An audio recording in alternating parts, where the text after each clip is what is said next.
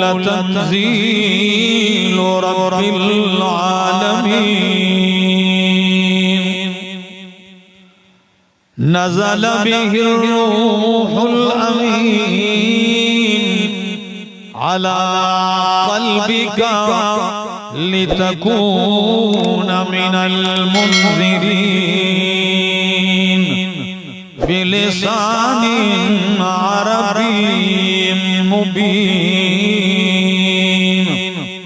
व इन्नहु लफ़ी ज़ुबुरिल अव्वलीन व क़ाल तआला इन्ना नहनु नज़्ज़लना ज़िक्रा व इन्ना लहू लहाफ़िज़ून व क़ाल तआला इन्ना हाज़ल क़ुरआन यहदी लिल्लती हिया अक़वम व क़ाल नबी सल्लल्लाहु तआला अलैहि वसल्लम इन्नल्लाह यरफ़उ बिहाज़ल किताबि अक़वामन व यज़अु बिही आख़रीन व क़ाल नबी सल्लल्लाहु तआला अलैहि वसल्लम बल्लिगू अन्नी वलौ आया सुब्हान रब्बिका रब्बिल इज़्ज़ति अम्मा यसिफून व सलामुन अलल मुरसलीन वल्हम्दुलिल्लाहि रब्बिल आलमीन।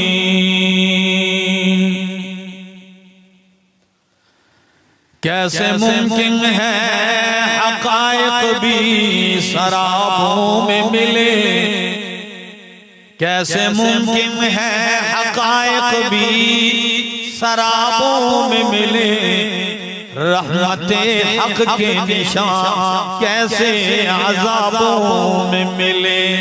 साज़े विजदान से सुनो नग़्मे इरफ़ान यकीन, ये वो नग़मा नहीं जो तुमको रबाबों में मिले। नशे इश्क़े मोहम्मद से खुदा मिलता है, नशे इश्क़े मोहम्मद से खुदा मिलता है, ये वो नशा नहीं जो तुमको शराबों में मिले। सुभान अल्लाह।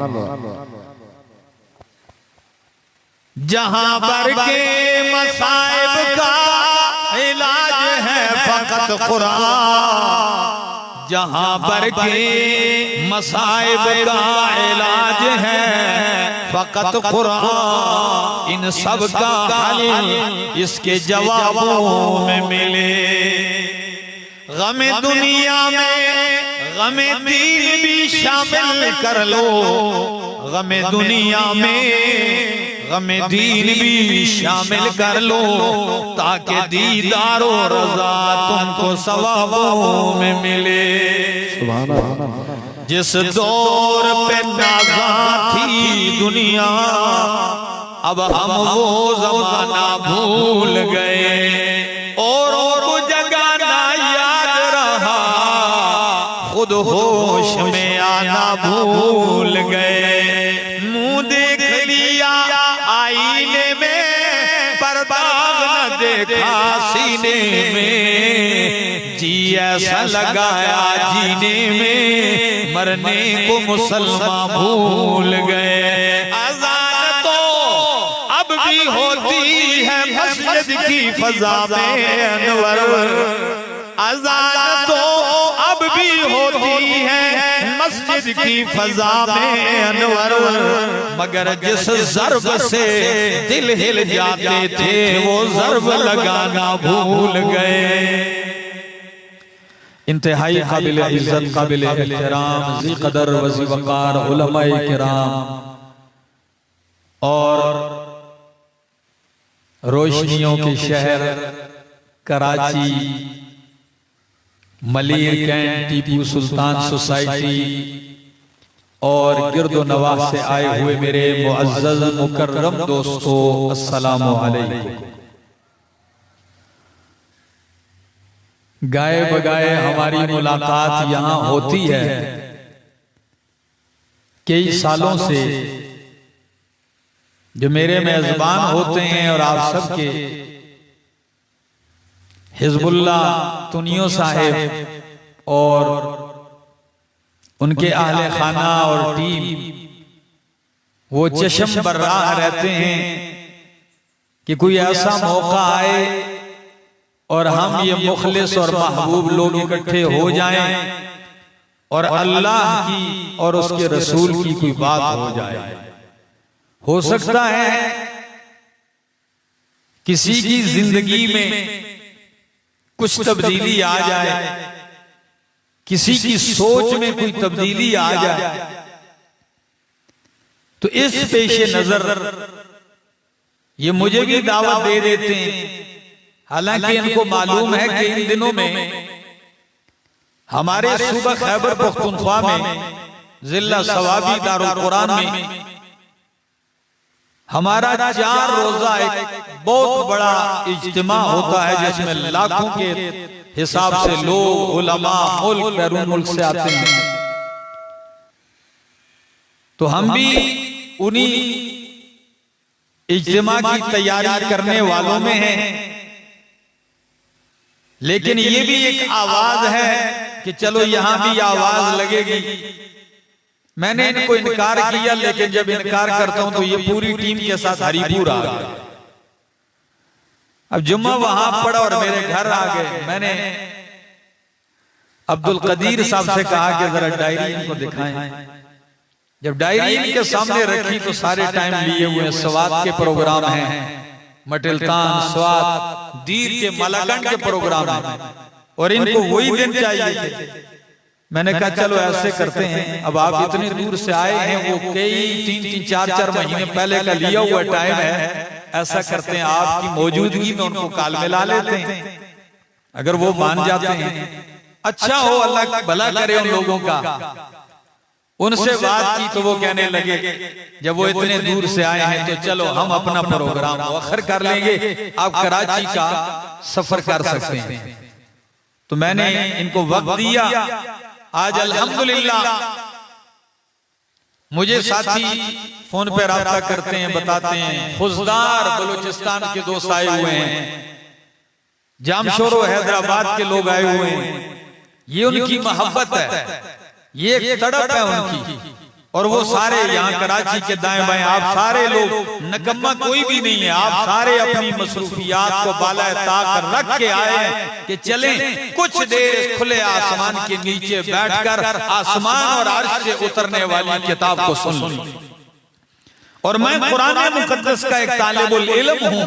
इंशाअल्लाहुल अज़ीज इस इनकलाबी किताब, इस लारैब बेऐब किताब, इस लाजवाल लामिसाल लाजवाब किताब, इस मुअज्जिज़ और कामिल और मुकम्मल किताब का तज़किरा और इसकी शान और अज़मत और रफ़अतें इंशाअल्लाह बयान करूंगा।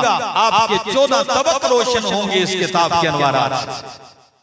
सिर्फ आपसे एक दरखास्त करूंगा कि जाग के बैठिए, इसलिए कि हमारे यहाँ तो ये लोगों के सोने का टाइम होता है KPK में, लेकिन कराची वाले रात जैसे 12 बजते हैं तो ये ताजा हो जाते हैं।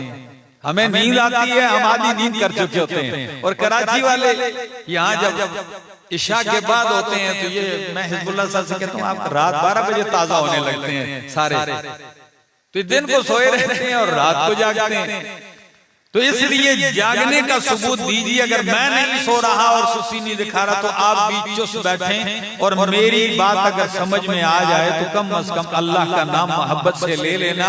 इस पे खर्चा भी नहीं होता और थाने में कोई पर्चा भी नहीं होता, बल्कि अल्लाह के यहाँ चर्चा होता है। तो कह दो सुभान अल्लाह, सुभान अल्लाह। एक आदमी की आवाज, अल्लाह खैर करे। इधर वाले सारे शायद ये दाई मेरी दाई जाने वाले, आपसे शिकवा है कराची वालों, बोलो क्या दो सुभान अल्लाह, सुभान अल्लाह। हाँ, आइए दोस्तों, कुरान मुकद्दस की अज़मत, फजीलत और शान अल्लाह बयान करता है। मेरे सामने 19वां पारा है और सूरत का नाम है सूरत शुआरा और इसकी आयत नंबर है 192 आयत है। मैं कुरान खोल के इंशाअल्लाह सुनाऊंगा कुरान क्या कहता है। फरमाया व इन्नहू लतंज़ीलु रब्बिल आलमीन व इन्नहू लतंज़ीलु रब्बिल आलमीन। बेशक ये कुरान उतारा हुआ है, नाजिल किया हुआ है किसका? रब्बुल आलमीन का। उतारने वाला कुरान को रब्बुल आलमीन है तो लाया किसने? फरमाया नज़ल बिहिर रूहुल अमीन। लाने वाला रूहुल अमीन, फरिश्तों का सरदार जिब्रील अमीन है। और जिन पे उतरा कुरान कहता है अला कल्बिका, मेरा पैगंबर आपके दिल पे उतरा है। तो कराची वालों कुरान का तारुफ सुनिए। इन्नहू लतंज़ीलु रब्बिल आलमीन, कुरान उतारने वाला रब्बुल आलमीन है और कुरान लाने वाला जिब्रील अमीन है। और कुरान जिस पे उतरा है वो सादिक और अमीन है। तारुफ हो रहा है कि नहीं? इन्नहू लतंज़ीलु रब्बिल आलमीन। कराची वालों अगर मैं अपने अंदाज में कहूँ तो कुरान भेजने वाला रब्बुल आलमीन है और जिस पे कुरान उतर रहा है वो रहमतुल लिल आलमीन है। और अगर मैं जरा मजीद बात बढ़ाऊं तो कुरान भेजने वाला रब्बुल आलमीन है, कुरान लाने वाला जिब्रील अमीन है और कुरान जिस पे उतर रहा है वो सादिक और अमीन है। एक बात कहने लगा हूं कराची वालों, कुरान खुद नूर मुबीन है और जिस पे कुरान उतर रहा है वो सिराज मुनीर है। क़द जाअकुम बुरहानुम मिर रब्बिकुम व अंज़लना इलैकुम नूरन मुबीना। अल्लाह का कुरान कहता है मेरा पाक पैगंबर अंज़लना इलैकुम नूरन मुबीना, हमने आपकी तरफ उतारा है नूरन मुबीना, खुला नूर वाज़िह नूर उतारा है। तो कुरान नूरे मुबीन बन के आया, मेरे पैगंबर के सीने पे आया। तो अल्लाह अपने पैगंबर से कहता है इन्ना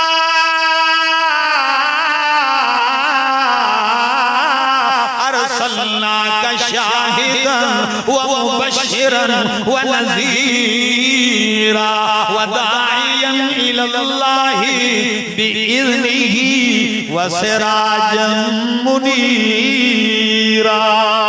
सुभान अल्लाह, अल्लाहु अकबर। मेरा पैगंबर कुरान नूरे मुबीन बन के आया तो आप सिराज मुनीर हो गए। इसलिए कि सिराज चिराग को कहते हैं, मुनीर रोशन करने वाला। और चिराग में जब रोशनी पड़ जाती है तो चिराग रोशनी देता है। अल्लाह फरमाते हैं मेरा महबूब तेरा सीना चिराग है और उस चिराग में जलने वाला नूर मेरा कुरान है। तो आप क्या बन गए? सिराज मुनीर बन गए। कराची वालों कुरान क्यों आया? कुरान के आने की जरूरत क्यों थी? इसलिए कि कुरान इंसानों के लिए दस्तूरे हयात बन के आया, कुरान इंसानों के लिए रहनुमा बन के आया, कुरान इंसानों के लिए कानून बन के आया, कुरान लोगों के लिए इबादत के तरीके बतलाने के लिए आया, कुरान लोगों को रब की पहचान करवाने आया, कुरान लोगों को नबियों का तारुफ करवाने आया, कुरान लोगों को वलियों का तारुफ करवाने आया, कुरान लोगों को मवालिदैन के हुकूक बतलाने आया, कुरान लोगों को बीवियों के हुकूक बतलाने आया, कुरान लोगों को क़ज़ा फैसले करने के तरीके बतलाने आया, कुरान इंसानों को हुकूमतें चलाने का तरीका बतलाने आया, कुरान लोगों के लिए कायनात को अमन का गहवारा बनाने के लिए आया, कुरान लोगों के दिलों में इत्मीनान भरने के लिए आया, कुरान लोगों को रब से मिलाने और जोड़ने के लिए आया।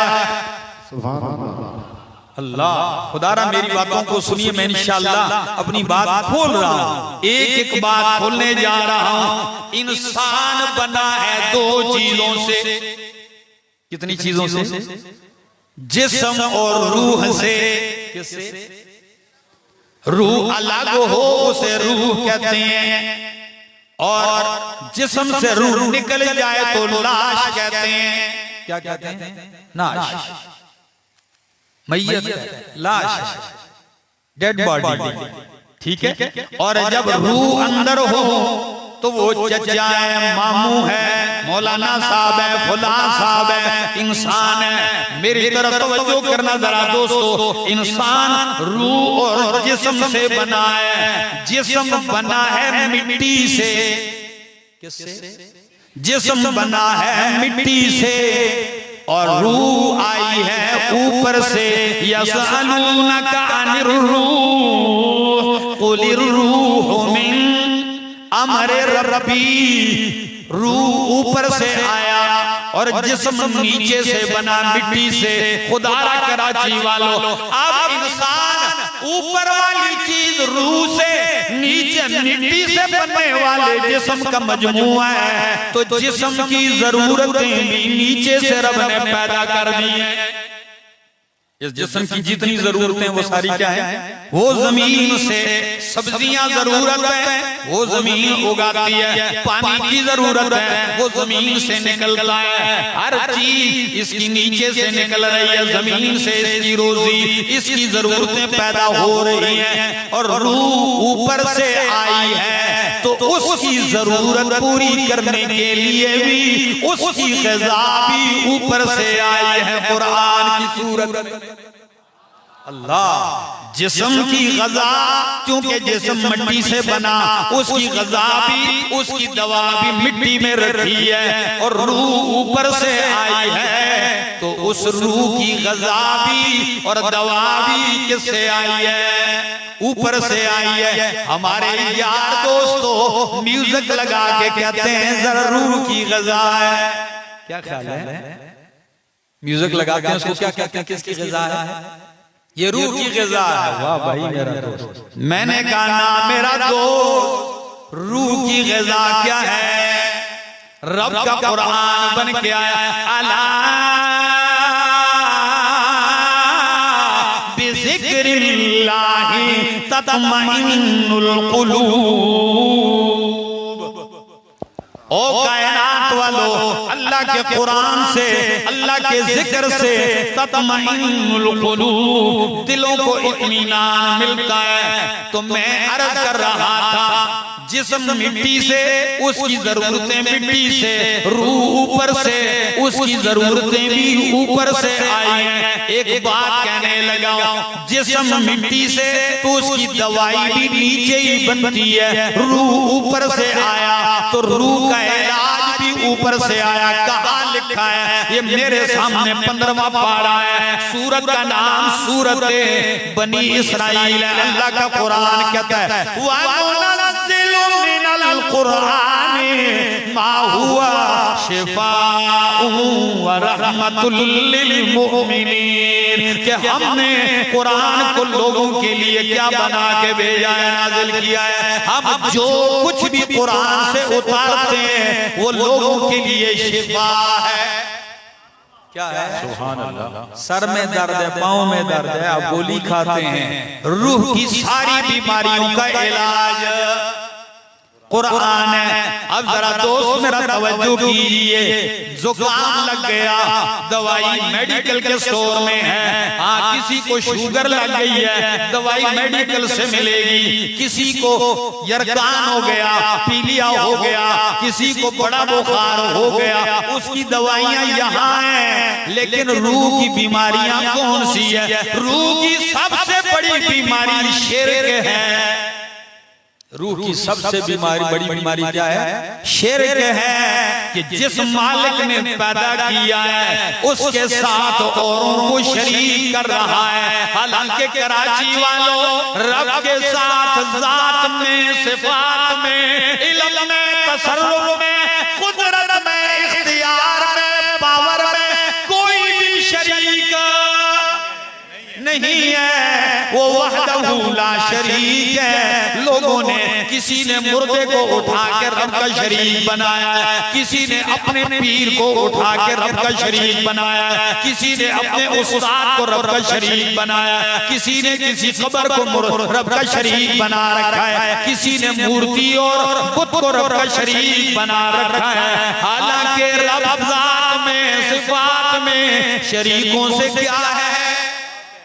जो मानते हैं वो बोलो क्या है? अल्लाह पाक है, वो शरीकों से पाक है। तो कुरान जब शिर्क वाली बीमारी की जड़ें उखेड़ने के लिए आया है, यकीन कीजिए। और इसी तरह इंसान का बदन है, इसकी बीमारियां जिक्र की। रूह की बीमारी में बड़ी बीमारियों में से हसद भी है। क्या चीज है? मार दिया लोगों को हसद ने, अल्लाह की कसम। अब आप कहेंगे आप हमें या के लोगों को ठोंसते रहते हैं। नहीं, दुनिया में ताजिरों के दरमियान भी, कारोबारियों में भी, मार्केट में हसद होती है। ऐसा है? अच्छा, जो सियासत करते हैं उनके दरमियान भी हसद होता है। इसी तरह जो मौलवी हैं इनके दरमियान भी क्या होता है? आप कहेंगे अपने आप को पाक कह रहे हैं। नहीं, ये जो मौलवी होते हैं इनमें भी हसद होता है। हमारे यहाँ मिसाल मशहूर कीजिए कि औरतों में बड़ा हसद है। किसमें? औरतों में हसद है। कहते हैं कि एक खातून की दुकानदार के पास एक लतीफा है, नाराज ना होना। उसने कहा भाई साहब मुझे एक अच्छा सूट चाहिए। उन्होंने 2 4 10 दिखाए। कहने लगी दुकानदार साहब से, भाई साहब ऐसे नहीं, बस सूट ऐसा हो कि जब मैं पहन लूं ना तो पड़ोसन को आग लग जाए, पड़ोसन को आग लग जाए, ऐसा सूट हो। तो हम समझते थे इनमें हसद है। लेकिन जब आए देखा तो हम सारे ही शरीक हैं। हर बंदे के दिल में हसद है। तो कुरान हसद की बीमारियों का इलाज बन के आया। कैसे इलाज बन के आया है? कुरान कहता है कुल अऊज़ु बिरब्बिल फलक मिन शर्रि मा खलक व मिन शर्रि गासिकिन इज़ा वक़ब व मिन शर्रि नफ़्फ़ासाति फिल उक़द व मिन शर्रि हासिदिन इज़ा हसद। अल्लाह हसद करने वाले की शर से मुझे बचा। जब वो हसद करने लगे, हसद सबसे पहला हसद आसमानों में हुआ ये गुनाह। आप कहेंगे आसमानों में कैसे? शैतान इब्लीस को आदम से हसद पैदा हो गया था कि अल्लाह तूने इसे मिट्टी से पैदा किया, मुझे आग से पैदा किया। आग तो ऊपर को उठती है, मिट्टी नीचे को गिरती है, सजदा इसे करना चाहिए, मुझे नहीं करना चाहिए। तो उसको हसद पैदा हुआ और इस जमीन पे सबसे पहला गुनाह हसद का हुआ है। वो 2 भाइयों के दरमियान आदम अलैहिस्सलाम के 2 बेटे, एक का नाम काबील था और दूसरे का नाम हाबील था। तो काबील को हाबील से हसद पैदा हुआ। वो हसद इतना बढ़ता गया कि नतीजा ये निकला सगे भाई ने अपने दूसरे भाई को कत्ल कर दिया। सबसे पहला कत्ल हुए जमीन पे किस वजह से हुआ? हसद की वजह से हुआ। फिर आप अंदाजा लगा लें कि कितनी अजीब बीमारी। और आजकल हम सब में लगी, कोई किसी का अच्छा कपड़ा बर्दाश्त नहीं कर सकता, किसी को अच्छा खाता बर्दाश्त नहीं कर सकता, किसी की गाड़ी और कोठी और बंगला नहीं बर्दाश्त कर सकता। हम कब तक इन बीमारियों में पड़े रहेंगे? निकलिए इनसे। और अगर कहीं पैदा हो भी जाए हसद तो इलाज भी बतलाता हूँ, आज सुन लीजिए इलाज क्या है। पहला तरीका, किसी की गाड़ी कोठी बंगला ओहदा मनसब हुस्न जमाल लिबास देके अगर कोई हसद पैदा हो गया तो इलाज ये है, फौरन क्या दिया करो, अल्लाह तूने जो इसको दिया है इसको नसीब कर और मुझे इससे बेहतर अता कर। सुभान अल्लाह। अल्लाह इसको दिया है, इसको क्या कर, नसीब कर और मुझे इससे बेहतर अता कर, क्योंकि अल्लाह उसे दे सकता है तो तुझे भी दे सकता है। और हासिद दर हकीकत में अल्लाह से झगड़ता है। किससे झगड़ रहा है? ओ भाई, एक शख्स को अल्लाह नवाज रहा है, तुझे बुरा लग रहा है, तो तेरा झगड़ा किससे है? अल्लाह ने इसको क्यों दिया है? अब अल्लाह से को पूछ सकता है क्यों दिया है? नहीं मेरा दो तो कुरान रूह की बीमारियों का इलाज बन के आया। कुरान आपको अच्छा अकीदा देने के लिए आया। इसी तरह इंसान रूह और जिस्म दोनों का नाम है। तो जिस्म को रोशनी के लिए, चीजें देखने के लिए रोशनी की जरूरत है। तो रब ने दो रोशनियां पैदा की, एक बाहर की रोशनी, चांद है, सूरज है, बल्ब है, लाइटें हैं, बिजली है, एक ये रोशनी है दुनिया में। और एक आग के अंदर नूर पैदा कर दिया, रोशनी। अब अगर इंसान के अंदर की रोशनी ना हो तो नाबीना को बाहर की रोशनी में भी नजर। तो बदन के लिए दो रोशनियां, चीजें दिखने के लिए, एक अंदर की बदन में फिट है आंख, और दूसरी बाहर दुनिया को रोशन करने की चीजें। अच्छा, तो रूह को भी चीजें दिखने के लिए, उसकी बसीरत पैदा करने के लिए भी तो रोशनी की जरूरत थी। जिस तरह बदन के लिए ये दो रोशनियां बनाई हैं, तो रूह के नजर आने के लिए भी तो कोई रोशनी होनी चाहिए। तो कुरान कहता है क़द जाअकुम बुरहानुम मिर रब्बिकुम व अनज़लना इलैकुम नूरन मुबीना। रूह की बीनाई के लिए अल्लाह ने रोशनी किसको बनाया? कुरान। ये वो रोशनी है जिस तरह दिन के उजाले में आपको नजर आता है ये सुर्ख रंग है, ये सफेद रंग है, ये नीला है, पीला है। इसी तरह कुरान की रोशनी से देखोगे तो सब पता चलेगा ये गलत है, ये ठीक है, ये बातिल है, ये हक है, ये सच है, ये झूठ है, ये धोखा है, ये हकीकत है। कुरान की ऐनक से देखो, रब्बे काबा की कसम, ये वो लेबॉर्टरी है। मौलवी को इसके सामने पेश करो, एक्सरा करके बता देगा ठीक है कि गलत है।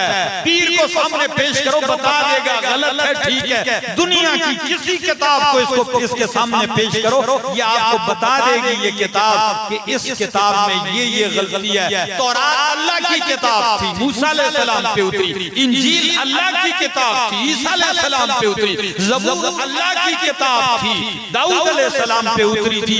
लेकिन रब ने कुरान उतार के बता दिया कि तौरात वालों ने तौरात में कहां-कहां गड़बड़ की है। रब ने कुरान उतार के बता दिया इंजील वालों ने कहां-कहां गड़बड़ की है। ये सारी किताबों के ऊपर मुहैमिन कंट्रोल करने वाली किताब है, निगरान है। मेरे दोस्तों, हमने तो सिर्फ इसको तावीज़ों की किताब समझ रखा है, हमने तो सिर्फ इसको चूमने और चाटने की किताब समझ रखा है, हमने तो गाड़ी के अंदर लटका दिया है लोहे कुरानी।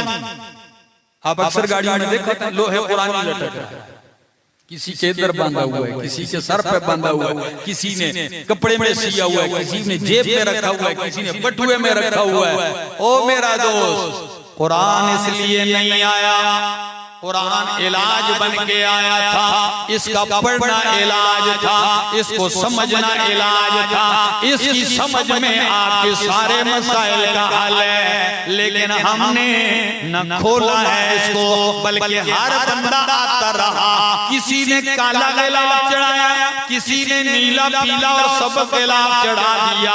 बन तो रखा है इस घर में, साल गुजर जाता है, 12 महीने गुजर जाते हैं, रब का कुरान मुसलमान के घर में अलमारी में पड़ा रहता है, खुलता नहीं है और कहता है मैं कुरान को मानता हूँ। ना ना, ये मानना नहीं है। पंजाबी का शायर कहता है ठप्पे कुरान नू मनदा हर कोई, ठप्पे कुरान नू मनदा हर कोई, कि बन कुरान को तो हर आदमी मानता है, तो खुले कुरान नू मनदा कोई कोई, खुले कुरान नू मनदा कोई कोई। बन कुरान को सारे मानते हैं, लेकिन खोलो तो फिर बहुत कम लोग मानते हैं।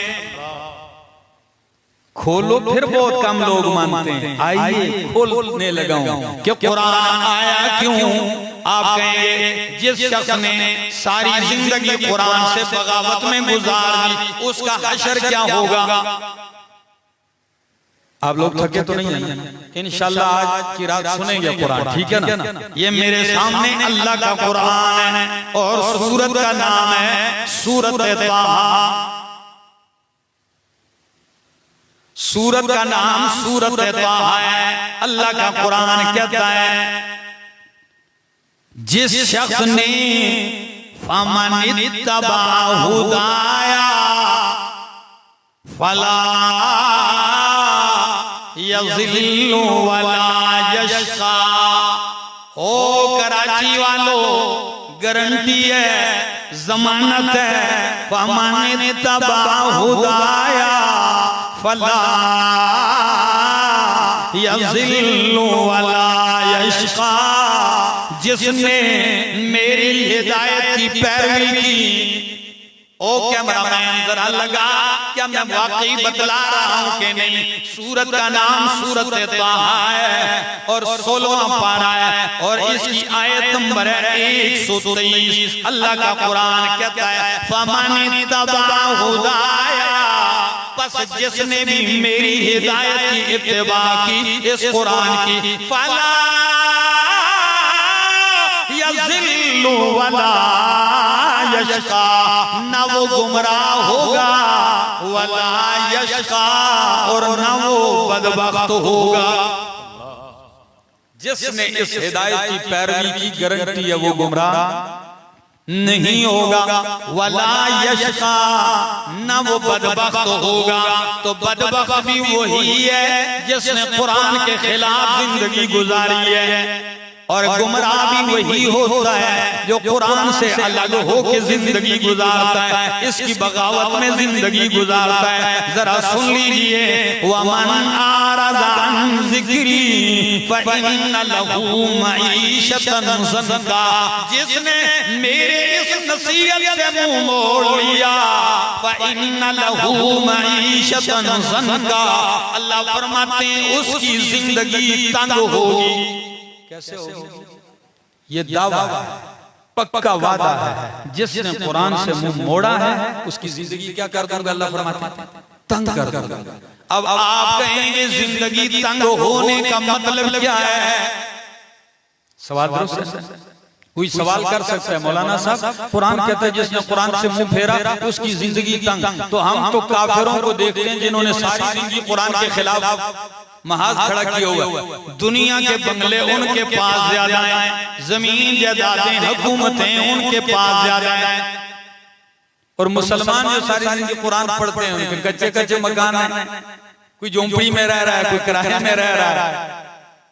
ये क्या मतलब है, समझ नहीं आया। जरा सुन लीजिए, इमाम इब्ने कसीर फरमाते हैं तंग जिंदगी का ये मतलब नहीं है कि उसका घर छोटा हो जाएगा, उसकी जमीन कम हो जाएगी नहीं। तंग जिंदगी ये जो कुरान से मुंह मोड़ेगा, चाहे पूरी दुनिया उसको दे दी जाए, उसकी दिल में तंगी आ जाएगी।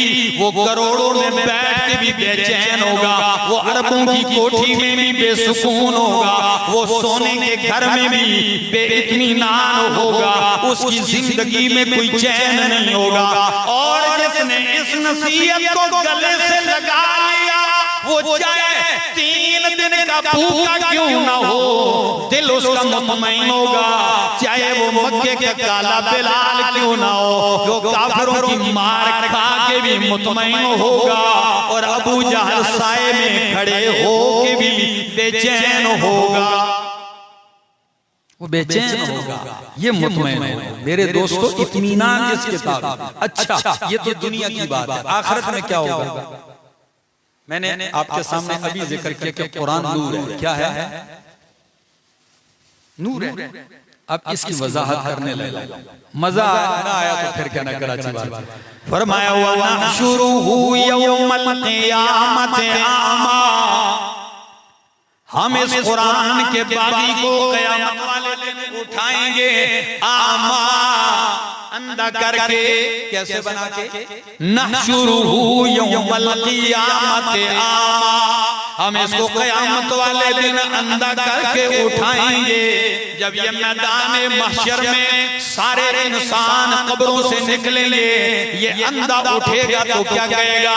काला रब्बी लिमा हशरतनी आमा, ऐ मेरे अल्लाह, तूने मुझे अंधा क्यों उठाया? वक़द कुन्तु बसीरा, हालांकि मैं तो बीना था। दुनिया में तो मेरी आंखों को हर चीज नजर आती थी। अल्लाह, क्या वजह है कि आज तूने मुझे नाबीना करके उठाया? तो अल्लाह जवाबन क्या कहेंगे? कज़ालिका अततका आयातुना, और ज़ालिमा, तेरे पास दुनिया में मेरी आयतें चल कर आई थी, तू नहीं गया था, तेरे पास चल के आई थी। अततका आयातुना, पार्लियामेंट में बैठने वाले तेरे पास भी आयतें चल के आई थी। थाने में बैठने वाले तेरे पास भी चल के आई थी कि इंसाफ कर। जज के पास भी आई थी कि इंसाफ कर। दुकानदार तू कारोबार करता है, तेरे पास भी आयतें आई थी कि ऐसे ऐसे तरीके से कर। लेकिन सबने मेरे कुरान वाली बात को ठुकराया था। आज के दिन मैंने तुम्हें अंधा करके उठाया। अब आप कहेंगे, या अल्लाह, अंधा करने वाली सजा क्यों? सजाएं तो और भी हैं। सजाएं तो इसमें जोड़ क्या है कि अंधा कर दिया। अब अगर मैंने ये जोड़ समझा दिया तो आपको लुत्फ आ जाएगा कि कमाल की सजा है। कैसे? फरमाया, दुनिया में जो आंख की नजर होती है, इसे भी नूर कहते हैं। आंख के अंदर जो बीनाई है, इसको क्या कहते हैं आप मौलवी में? जब नजर चली जाए कहते हैं आंख का नूर क्या हो गया? चला गया। तो अल्लाह फरमाते हैं, एक नूर तेरी आंख के अंदर मैंने रखा था, और दूसरा नूर मैंने ऊपर से कुरान उतारा था। ये तेरी आंख वाला नूर तो मेरा बंदा, मैंने इस नूर को देखने के लिए दिया था। जब तूने आंख वाले नूर से नूर कुरान को नहीं देखा, तो मैंने सजा में तेरी आंखों का नूर भी खत्म कर दिया। और जालिम, मैंने ये नूर तुझे इस नूर के लिए दिया था। जब ये नूर इसमें नहीं लगा तो जरूरत ही नहीं, अंधा करके उठा दिया। अल्लाह। अब आप कहेंगे कि अल्लाह, कुरान आया किस मकसद के लिए है? तो ये मैं पढ़ने लगा हूँ। मेरे सामने अल्लाह का कुरान है, और सूरत का नाम सूरत इब्राहीम है, 13वां पारा है। मैं हर आयत हवाला निकाल के बता रहा हूँ। सूरत का नाम सूरत इब्राहीम है, 13वां पारा है, और इसकी बिल्कुल इब्तिदाई आयतें पढ़ने लगा। कुरान क्या कहता है? अलिफ लाम रा, अलिफ लाम रा किताबुन, ये शान वाली किताब है। अंज़लनाहु इलैका, मेरा पैगंबर हमने इसको उतारा है, इलैका तेरी तरफ। या अल्लाह तूने इस किताब को पैगंबर की तरफ उतारा है, मकसद क्या था, क्यों उतारा है? फरमाया लितुखरिजन नासा मिनज़्ज़ुलुमाति इलन-नूर। मेरा पैगंबर इसलिए उतारा है कि तू कुरान के जरिए लोगों को शिर्क के अंधेरों से, जहालत के अंधेरों से, कुफर के अंधेरों से, गुमराहियों के अंधेरों से निकाले इलन-नूर, नूरे ईमान और नूरे तौहीद की तरफ। अल्लाह क्या कमाल है। हमने कुरान को क्यों उतारा? पहली वजह कि लितुखरिजन नासा मिनज़्ज़ुलुमाति इलन-नूर, कि तू मेरा पैगंबर लोगों को अंधेरों से रोशनी की तरफ निकाले। अब दूसरा मकाम कुरान का खोलने लगा। ये मेरे सामने अल्लाह का कुरान है और सूरत का नाम है सूरत हूद। 12वां पारा है और 12वें पारे की सूरत हूद की बिल्कुल इब्तिदाई आयतें पढ़ने लगा हूं। मैं आयत भी बतला रहा हूं, पारा भी बतला रहा हूं, इसलिए कि घरों में जाके देख लेना कि पता नहीं के पीके का खाना आके पता नहीं क्या लोगों को पढ़ा के चला गया। जरा सुनिए, कुरान कहता है अलिफ लाम रा किताबुन, किताबुन, ये शान वाली किताब है। उहकिमत आयातुहु, इसकी आयतों को मजबूत किया गया है। क्या किया गया? अब आप कहेंगे कैसे मजबूत किया गया? यकीन कीजिए इतना मजबूत है, इतनी मुहकम इसकी आयतें हैं कि दुनिया की कोई किताब इस किताब को मनसूख नहीं कर सकती। दुनिया की कोई किताब इस किताब को चैलेंज नहीं कर सकती। दुनिया की कोई ताकत इस किताब के अंदर तब्दीली नहीं कर सकती। 1400 साल गुजर गए हैं, क्या से क्या नहीं हुआ, लेकिन कुरान बदला है? एक नुक्ता भी नहीं बदला, एक हर्फ भी नहीं बदला। अल्लाह की कसम, क्या कोशिश नहीं की गई काफिरों की तरफ से, लेकिन कुरान बदला नहीं। मैं इधर एक दिल की बात करने लगा हूं, कराची वालों, अगर आपको समझ में आ जाए तो बस सिर्फ मेरी तसल्ली के लिए अल्लाह का नाम मोहब्बत से ले लेना। क्या पता है फिर मुलाकात हो न हो, ठीक है ना? 14 सदियां गुजरी है, दुनिया की सुपर पावरें हर दौर में कुरान के खिलाफ, कुरान से टकराई हैं। नबी पाक सल्लल्लाहु अलैहि वसल्लम के दौर में कैसर और किसरा, ये 2 सुपर पावर थे, कुरान से टकराए, मक्के के लोग टकराए। 14 सदियां गुजरी हैं, दुनिया के बादशाहों ने, फौजों ने, ताकतवर लोगों ने, हुक्मरानों ने, हुकूमतों ने वस लगाया, कुरान का एक जुमला भी नहीं बदला। ये लोगों की पावर है और मेरे कुरान की पावर क्या है? कुरान जब बदलने पे आया, कुरान ने पूरी दुनिया के हुक्मरान भी बदले, फौजें भी बदली, लोग बदल के रख दिए। सुभान अल्लाह। लोगों ने इसको बदलना चाहा, कोई बदल, ये लोगों की पावर है, दुनिया के ताकतवरों। और इसकी ताकत का कमाल ये है कि अल्लाह की कसम गरीबों को भी बदला, अमीरों को भी बदला और बादशाहों को भी बदला है। अब आप कहेंगे कहां बदला है? एक मिसाल दे दे, थके तो नहीं है? मक्के से एक वफद हिजरत करके हबशा चला गया। हबशे का बादशाह ईसाई था, जिसका नाम नज्जाशी था।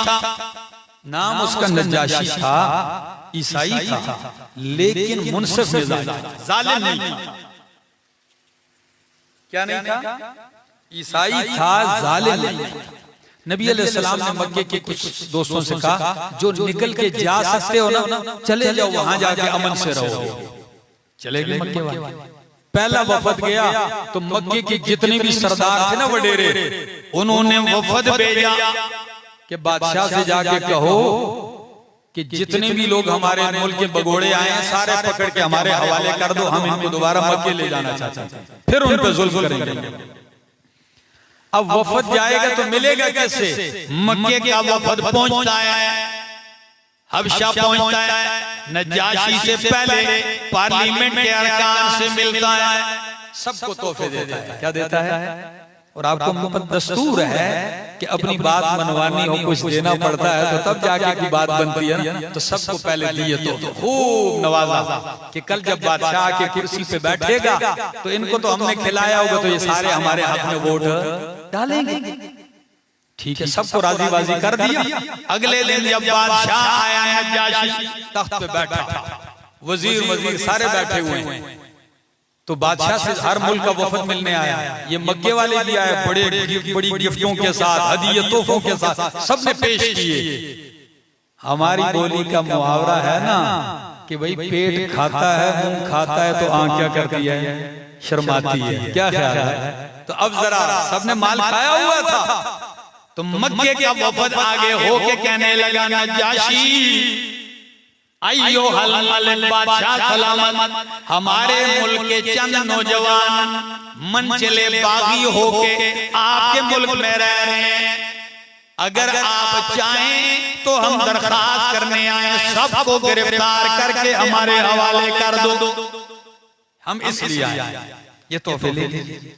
अब उन्होंने जब ये कहा तो सारे महल में बैठे वजीर कहने लगे, बादशाह सलाम बिल्कुल ये ठीक कहते हैं, ये सबने हदिये लिए थे, कहा ये ठीक कहते हैं। बादशाह गुस्से से लाल हो गए, क्या नहीं कैसे ठीक कहते हैं? मेरे मुल्क में एक बंदा रह रहा है पुरअमन शहरी बन के, ऐसे ही उठा के दे दे? मैं तो नहीं देता हूं, नहीं देता हूं। नजाशी ने कहा अब जरा सुनिए, कहा जब तक कि मैं उनसे पूछ न लूं, एक तरफ की बात तो सुनिए, उनकी भी तो सुनो। अगले दिन बुला लिया गया उन चंद मुसलमानों को। उन मुसलमानों में मेरे पाक पैगंबर का चचाजाद हजरत जाफर तैयार रज़ी अल्लाह ताला अन्हु है। हजरत जाफर भी हैं, ये वफद के सरबराह बन के आए। बादशाह कहने लगा, ओ मक्के वालों नौजवानों, ये तुम्हारी कौम है, सारे गिला लेके आए हैं कि तुम बाप दादा का दीन छोड़ के आए हो इधर। क्या सच कहते हैं ये आपके बड़े हैं? तो जाफर तैयार अजीब नौजवान थे, अल्लाह की कसम, ना एक ना दो, ना कोई बात, ना झूठ, ना कोई बात में कोई मिलावट की, सीधा कहा हाँ बादशाह सलामत, अल्लाह की कसम है बादशाह सलामत, ये ठीक कहते हैं, वाकई हमने बाप दादा का दीन छोड़ दिया है। लेकिन बादशाह सलामत पहले ये तो पूछिए कि हमारा बाप दादा का दीन था क्या, हम करते क्या थे? तो बादशाह एकदम कहने लगा, हाँ बतलाइए बतलाइए, नाराज ना हो, आपके बाप दादा का दीन क्या था? तो नजाशी कहने लगा, अय्युहल मलिक कुन्ना कौमन अहल जाहिलियत, ओ बादशाह सलामत, हम जाहिल कौम थे, नाबुदुल असनामा, हम बुतों की इबादत करते थे, व नअकुलुल मैतता, हम मुर्दार खाया करते थे, व नशरबुल खमरा, और हम शराब पिया करते थे, हम बुराइयां करते थे, हम पड़ोसियों के हुकूक पामाल करते थे, हमने ताकतवर कमजोर को खाए जा रहा था। हम इन गंदगियों में थे कि अल्लाह ने हमें हमारी खानदान में जिनका नाम हसब नसब जानते हैं उस पैगंबर को मबूस फरमाया, और उन्होंने हमें इन गंदगियों से निकाल कर रब के दरवाजे पे झुका दिया है। बादशाह ये हैरान कुन गुफ्तगू सुन के कहने लगा, हल इंदकुम मिनल वही शैउन, तुम्हारे उस नबी पे जो आसमान की वही आती है जैसे तुम कहते हो, तो क्या उस वही का कोई टुकड़ा है जो मुझे सुना सको? जाफर तैयार कहने लगे, हाँ बादशाह सलामत है। फरमाया सुनाओ। जाफर तैयार कहते हैं, उस वक्त मुझे 16वें पारे की ये सूरत मरियम याद थी, तो मैंने पढ़ना शुरू कर दिया। काफ या आइन स्वाद ज़िक्र रहमत रब्बिका अब्दहू ज़करिया इज़ नादा रब्बहू निदाअन खफिया। पूरा रुकू मैंने सुना दिया, बादशाह की आंखों से आंसुओं की बरसात जारी, रो रहा, ऐसे रो रहा है गिरबान तार हो गया उसका। जो ही तिलावत खत्म की, बादशाह कहने लगा अल्लाह की कसम, ये कलाम, ये रोशनी और मूसा अलैहिस्सलाम पे नाजिल होने वाली रोशनी यूं लगता है एक ही चिराग से निकली हो। और मक्के के वफद से कहने लगा निकलो, तोहफे वापस लो और मेरे मुल्क से निकल जाओ, मैं नहीं देता हूं। मुसलमानों से कहा बेफिक्र होके रहो। ये मक्के का वफद बाहर निकला, बहुत परेशान लगा, चले मुल्क।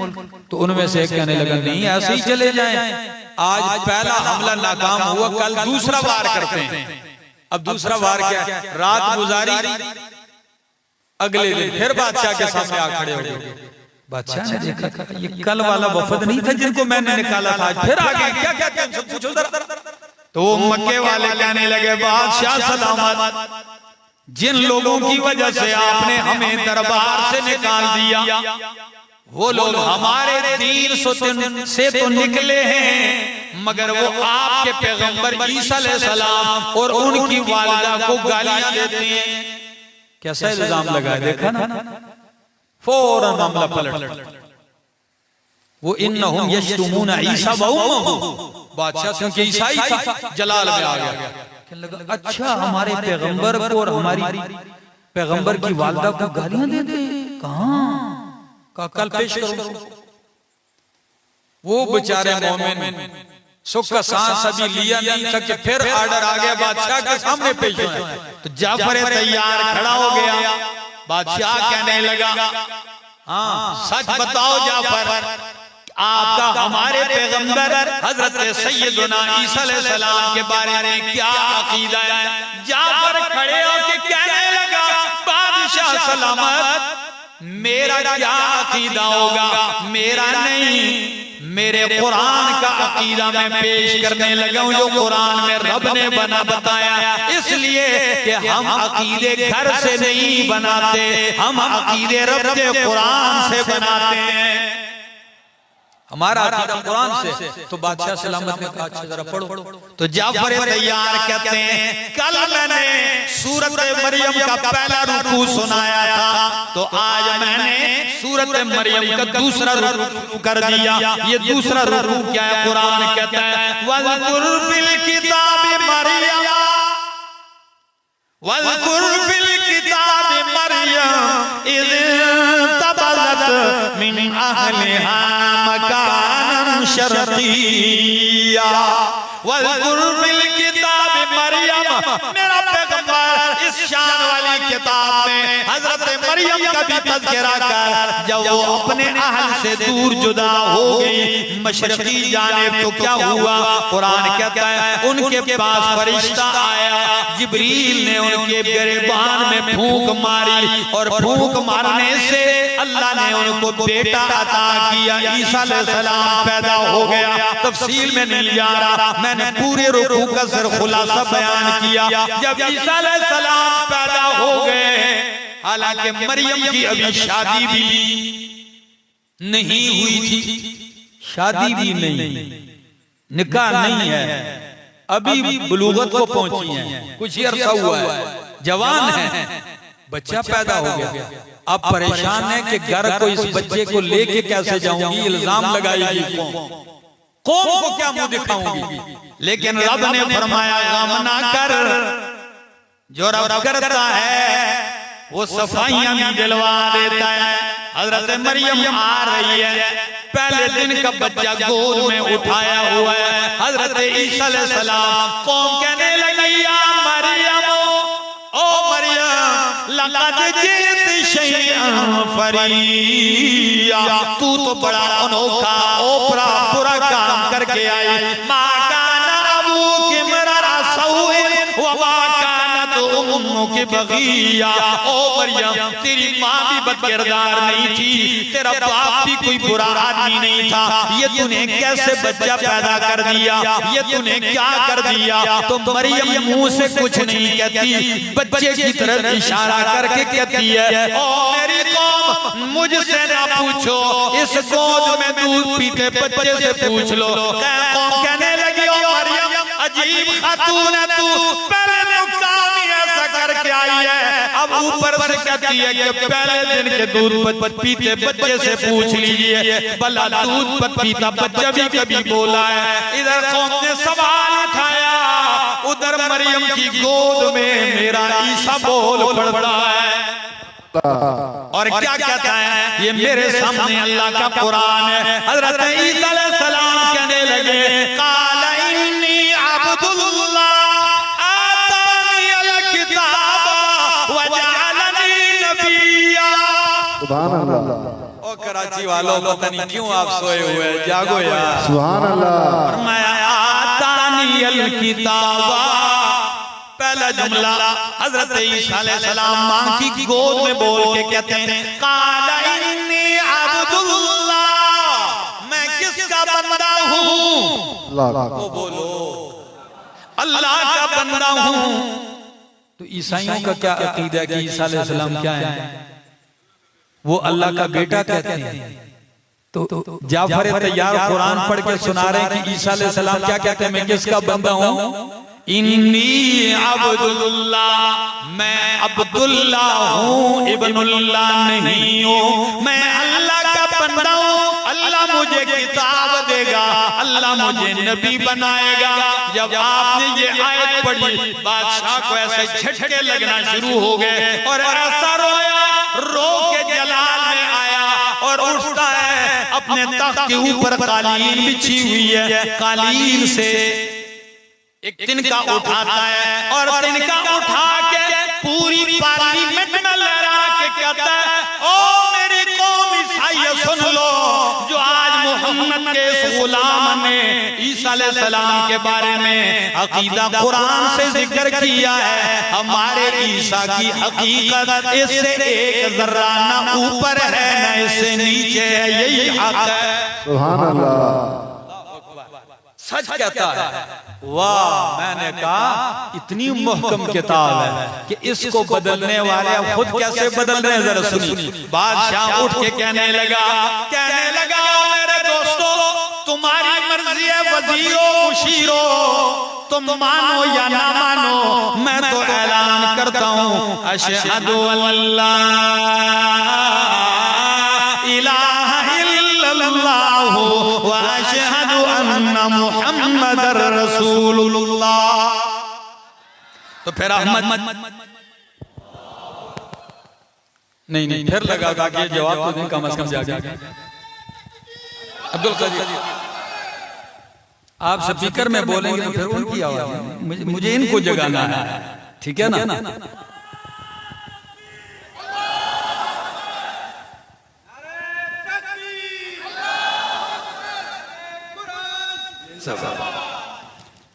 वो नारा लगाता था तो खैबर तोड़ देता था। सुभान अल्लाह। वो नारा लगाता था तो खैबर तोड़ देता था, हुक्म देता समंदर को तो रास्ता छोड़ देता था। सुभान अल्लाह। मेरे दोस्तों, अब बादशाह ने कलमा पढ़ा तो अहमद जमशेद अपने अंदाज में कहता है, क्यों न कहे कि किताबे खुदा में ये तासीर देखी, किताबे खुदा में ये तासीर देखी, बदलती हजारों की तकदीर देखी। सुभान अल्लाह। जिंदगियां बदलने वाली किताब है। यहाँ बड़े बड़े उलमा मेरे सामने मजमे में बैठे हुए हैं, हमारे यहाँ एक किताब पढ़ाई जाती है जिसको कहते हैं मंतिक। क्या? तो हर किताब का शुरू करने से पहले वो कहते हैं किताब का नाम क्या है, किस फन में है, इसका मौजू क्या है, तारीख क्या है, गर्ज व गायत क्या है। तो मंतिकी कहते हैं कि मंतिक की गर्ज व गायत सियानतु ज़हन अनिल खताए फिल फिक्र, सियानतु ज़हन अनिल खताए फिल फिक्र, फिक्र में जहन को गलती लगने से बचाना। मैंने कहा ओ दुनिया के मंतिक वालों, तुम अपनी बोली बोलते हो कि मंतिक फिक्र में गलती लगने से बचाता है, लेकिन मैं कुरान का मुताला करता हूँ, बड़े बड़े मंतिकी गुमराह हुए हैं, बड़े बड़े मंतिक के इमाम गुजरे हैं, लेकिन रब को भी नहीं मानते थे। फिक्र को गलती लगने से बचाने वाली किताब रब का कुरान है।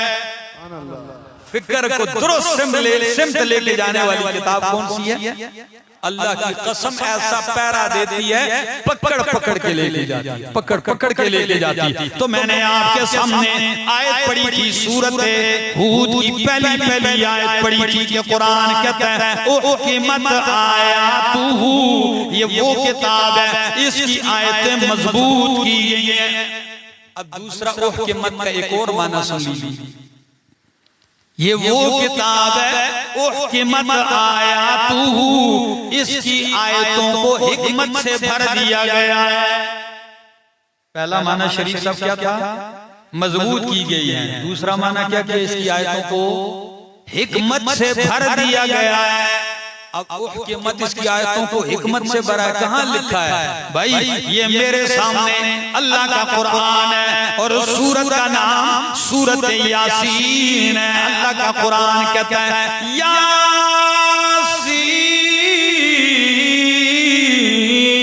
वल कुरानिल हकीम। अल्लाह फरमाते हैं कसम है मुझे हिकमतों से भरे कुरान की। तो कुरान का नाम क्या है? वल कुरानिल हकीम, कुरान हिकमतों से भरा है।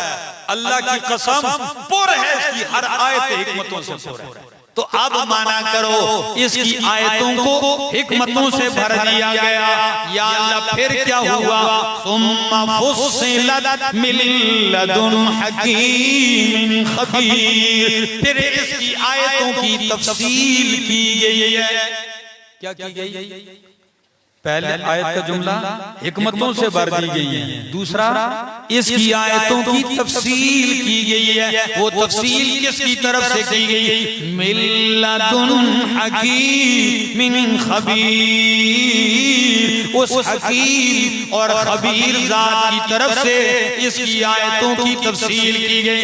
या मेरे अल्लाह इतना तो बतला दीजिए, कराची वाले मुंतज़िर हैं, टीपू सुल्तान सोसाइटी में कुरान के दीवाने आए हैं, तौहीद के मतवाले आए हैं, तेरे नबी का फरमान सुनने वाले आए हैं। आज सारे मोहब्बत में अल्लाह तेरी किताब को तूने हिकमतों से भर दिया, इसकी आयतों की तफसील की गई है। या अल्लाह बतला दे वो तफसील क्या है? तो कुरान कहता है शक नहीं रहना चाहिए, वो तफसील ये है अल्लाह ताबुदू इल्लल्लाह, ये है वो तफसील, अल्लाह ताबुदू इल्लल्लाह। ओ कायनात वालों, किसी की बंदगी इबादत ना करो इल्लल्लाह। अगर तुम्हारी इबादतों का हकदार है तो कौन है? अल्लाह। अल्लाह ही की बंदगी करो। तो सच बताओ कराची वालों, सजदा इबादत है कि नहीं? जो मानते हैं या समझते हैं सारे पढ़े लिखे हैं, कोई भी ऐसा बंदा नहीं है जो आला तालीम याफ्ता ना हो, समझते हैं और खूब कुरान का ज़ौक़ रखते हैं। सजदा इबादत है कि नहीं? तो जब इबादत है सजदा, तो अब इबादत ये सजदा किसके लिए होना चाहिए? तो फिर उन लोगों का क्या बनेगा जो किसी जिंदो मुर्दों को सजदा करते हैं, सजदा करते हैं और फिर कहते हैं ये एहतराम है। क्या है?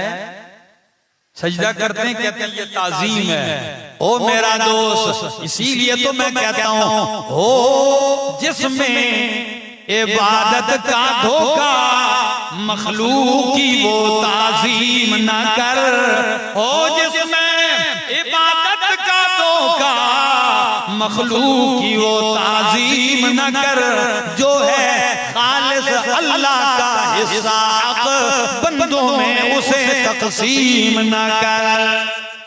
वरना मैं तो अपनी शायरी में अक्सर कहता रहता हूँ कि कहीं नखल मरकद की छाँव में सजदे, कहीं मरने वालों के पाँव में सजदे, कहीं नखल मरकद की छाँव में सजदे, कहीं मरने वालों के पाँव में सजदे, इशारों में सजदे, निगाहों में सजदे, यहाँ और वहाँ खानकाहों में सजदे। और कराची वालों के नहीं, मीडिया भरा पड़ा है, हर चीज ने मीडिया ने हर चीज निकाल के लोगों के सामने करके रख दी है। हम कहते हैं ओ लोगों, माथा बनाने वाला अल्लाह है, तो माथा जिसके सामने टेका जाए वो भी कौन होना चाहिए? अल्लाह।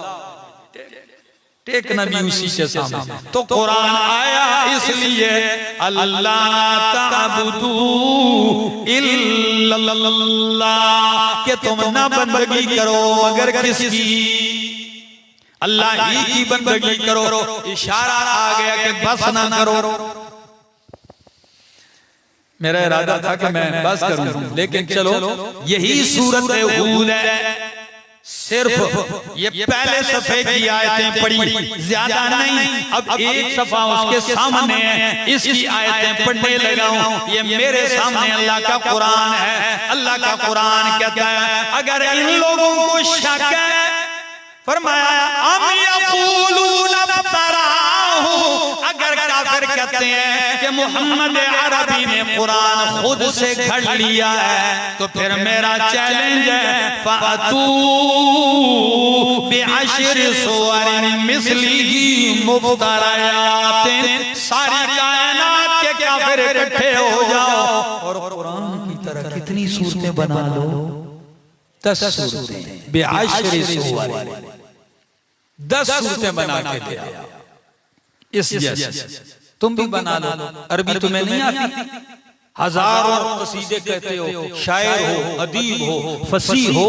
मेरे पैगंबर ने तो जिंदगी में कभी एक कसीदा भी नहीं पढ़ा, किसी मुशायरे में बैठ के महफिल मुशायरा भी नहीं करवाया मेरे पाक पैगंबर ने। अगर तुम्हारा ये शक है कि कुरान इन्होंने बनाया, तो फिर तुम 10 सूरतें बना के ले आओ, सारी दुनिया को इकट्ठा कर लो। लेकिन फाइलम यस्तजीबू लकुम, अगर ये लोग तुम्हारे इस चैलेंज का जवाब ना दे सके, यानी कुरान जैसी 10 सूरतें बना के न ला सके, तो कराची वालों कुरान क्या कहता है? फालमू, फिर जान लो, यकीन कर लो किस बात का कि अन्नमा उन्ज़िला बिइल्मिल्लाह, कि कुरान अल्लाह के इल्म से उतारा गया, अल्लाह के उलूम पर मुश्तमिल उतरा है। और उतरा किस लिए? वअल्लाह इलाहा इल्लाहु, और इसलिए आया है कि अल्लाह इलाहा इल्लाहु, कोई इलाह हाजत रवा नहीं इल्लाहु। अगर हाजतें पूरी करने वाला है तो वो कौन है? टेढ़े पार लगाने वाला अल्लाह, खोटी किस्मतें खरी करने वाला अल्लाह, दाता दस्तगीर अल्लाह है। दाता का माना होता है सब कुछ देने वाला। तो कराची वालों ईमान से बतलाओ, सब कुछ देने वाला कौन है? दस्तगीर का माना होता है मुसीबतों में, दुखों में हाथ थामने वाला। तो आप बताओ, समंदर की मौजों में, आग के शोलों में इस हजरत इब्राहिम खलीलुल्लाह का हाथ किसने थामा था? दस्तगीर हाथ पकड़ के बचाने वाला। तो मुसीबतों में दस्तगीरी करने वाला कौन है?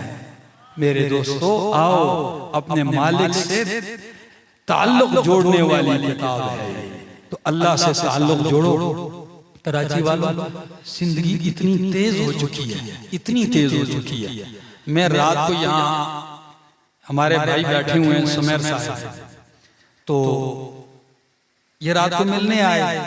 हमारी गुफ्तगू तो मैंने इनसे एक बात कही, मैंने कहा आपका ताल्लुक मीडिया से है और भी बहुत सारे अहबाब आए हुए थे, अच्छे अच्छे लोग। तो बात चली, मैंने कहा ये नहीं कि गलतियां हमसे नहीं होती, हम सारे इंसान हैं, ना हम पैगंबर हैं, ना हम सहाबा हैं, ना हम ताबीईन हैं, हम 14वीं सदी में रहने वाले इंसान हैं। हमसे गलतियां भी होती हैं, नेकों से भी होती हैं, उलमा से भी होती है, आवाम से। बात यह है दोस्तों कि गलती हो, गलती पे माफी मांगते जाओ, एतराफ करते जाओ अपने मालिक के सामने। जुर्म मुजरिम ये नहीं जिससे जुर्म हुआ और कह दिया मालिक गलती होगी मानता हूं, शर्मसार हूं। मुजरिम ये नहीं है, मुजरिम वो है जिससे गलती हो जाए ना माने, पहले तो कहे कि गलती हुई नहीं, और अगर कहीं मान ले तो हुई है तो कहता है अच्छा किया है। ये मुजरिम है, डटना नहीं चाहिए। हम और आप सड़क पे जा रहे हैं, ये मेरे साथ मेरे दोस्त होते हैं, भाई होते हैं, हम सफर करते हैं तो मोटरवे पे जा रहे हैं। ये मिसाल मेरी आखिरी वक्त पर आपको इजाजत है। इतनी जोर की बारिश शुरू हुई, पहले हल्की हल्की बारिश शुरू हुई तो इन्होंने वाइपर स्टार्ट कर दिया गाड़ी का। अब वो गाड़ी के शीशे पे वाइपर चलता है, बारिश तेज हुई तो इन्होंने वाइपर और तेज किया, जब बारिश और तेज हुई तो इन्होंने फुल तेज कर दिया। तो मैंने इनसे कहा यार मुझे कुछ नजर आ रहा है, मैं अपना तबसरा पेश कर दूं। तो ये कहने लगे आप क्या देखना चाहते हैं और क्या बतलाना चाहते हैं? मैंने कहा मैं एक चीज देखता हूं। कहा क्या? मैंने कहा इस शीशे पे कतरे पड़ते हैं, बूंदे बारिश की। अगर ये वाइपर की सफाई ना हो तो रास्ता नजर नहीं आएगा, नहीं आएगा तो हलाकत है, एक्सीडेंट है, खतरा है। सड़क जितनी भी दुरुस्त हो हम खतरे में हैं तबाही के। कहा ऐसा ही है। मैंने कहा इसी तरह दिल का शीशा है, इस पे गुनाहों की बारिश होती रहती है। हर लम्हा दिल के आईने पे फितनों की, ख्यालात की, बुरे वसवसों की बारिश होती है। तौबा इस्तिग़फ़ार इसका वाइपर है, वो फेरा करो, लगाया करो, रास्ता दुरुस्त होगा। नहीं चलाओगे पूरा शीशा गदला हो जाएगा, नतीजा अंजाम बहुत बुरा निकलेगा। शेखुल इस्लाम इब्न तैमिया रहमहुल्लाह बहुत बड़े इमाम और मुहद्दिस हैं, उनके शागिर्द हैं अल्लामा इब्न क़य्यिम रहमहुल्लाह। कहते हैं एक दिन मैंने आके अपने उस्ताद से पूछ लिया, उस्ताद भी शेखुल इस्लाम हो और शागिर्द भी, तो सवाल जवाब का मजा ना आए। कहा मैंने पूछा हजरत सच बताओ ये जिक्र अज़कार बेहतर है कि ला इलाहा इल्लल्लाह सुब्हानल्लाह अल्हम्दुलिल्लाह सुब्हानल्लाह व बिहम्दी, जिक्र अज़कार ज्यादा किया करूं या अस्तगफिरुल्लाह रब्बी मिन कुल्लि ज़ंबिन व अतूबु इलैहि, अस्तगफिरुल्लाह इस्तिग़फ़ार ज्यादा किया करूं? आप बताएं इन दोनों में से बेहतर कौन सा अमल है? तो उस्ताद का जवाब सुनिए और मजा लीजिए। कहते हैं बेटा अगर कपड़ा मैला हो, कपड़ा मैला हो, कुचेल हो, गंद हो उस पे, तो उसके लिए साबन बेहतर होता है कि साबन से उसकी सफाई हो जाए। और अगर कपड़े साफ सुथरे धुले हुए हों तो उसके ऊपर परफ्यूम और अतर मजा करती है। क्या मजा करती है? परफ्यूम, अतर मजा करती है। तो अगर आपका दिल और वजूद गुनाहों के मैल में डूबा है तो इस्तिग़फ़ार बेहतर है, और अगर तक़वेदार हो तो फिर तस्बीहात और ज़िक्र और अज़कार बेहतर है। पता नहीं समझने वाले समझ गए। अल्लाह अमल की तौफीक अता फरमाए, जिंदगी बाकी मुलाकात। अल्लामा साहब इधर सोसाइटी के अंदर हमारे दोस्त हैं, उनके बच्चे की तबीयत भी ठीक नहीं है, उनके लिए भी दुआ फरमाइएगा। और एक दो दोस्त हैं हॉस्पिटल में, उनके लिए भी उन्होंने खास कर सारे दरूद पाक पढ़ लें। अल्हम्दुलिल्लाहि रब्बिल आलमीन वल आक़िबतु लिल मुत्तक़ीन वस्सलातु वस्सलामु अला सय्यिदिल अंबिया वल मुरसलीन व अला आलिहि व अस्हाबिहि अजमईन। या अल्लाह या रहमान या रहीम या समद या हय्यु या क़य्यूम या मुहैमिन। अल्लाह जितने लोग आए हैं सबका आना बैठना हमारा सुनना उनका सुना, हमारा सुनाना उनका सुनना अपनी बारगाह में कबूल व मंजूर फरमा। अल्लाह रात की इन घड़ियों में जितने हाथ उठे हैं अल्लाह सबकी हाजतों को पूरा कर दे। अल्लाह सबको अल्लाह अपनी रहमतों से अपने खजानों से नवाज दे। अगर कोई बीमार है अल्लाह उनकी बीमारियों को सेहत और शिफा में बदल दे। अल्लाह जो परेशान हाल है अल्लाह उनकी परेशानियों को खुशी में बदल दे। अल्लाह अगर किसी का दिल बेचैन और बेइत्मीनान है अल्लाह उनके दिलों के अंदर इत्मीनान राहत भर दे। अल्लाह दिलों की खुशी और चैन अता फरमा। अल्लाह बहुत सारे अहबाब आए हैं, अल्लाह किसी की जायज हाजत होगी, अल्लाह हमारी भी जायज हाजतें हैं तेरी बारगाह में, अल्लाह हम सब की जायज हाजतों को पूरा फरमा।